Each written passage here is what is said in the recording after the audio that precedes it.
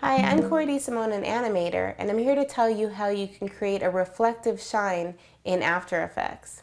So the first thing that you want to do is to have your background, your image that you want to add a shine to it.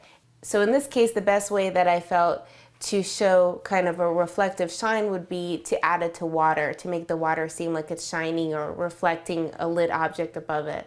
So you have your background image, and then you're going to create an adjustment layer and add the effect of shine to it. And then you are going to change your source point until it looks the way that you want.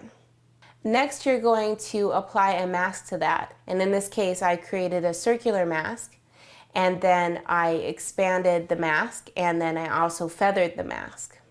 I also altered the mask opacity. I brought the opacity down a little bit so that you would see the background underneath and it wouldn't just look like this big light spot directly on top of it. I chose colors that were already available to me in the image, in the water, so that I could mimic that same color palette, but it would look like that specific area was lit. You're going to probably then want to adjust the mask opacity again. And then you can choose to move around this shine mask that you've made to different parts of the piece by changing the position of it.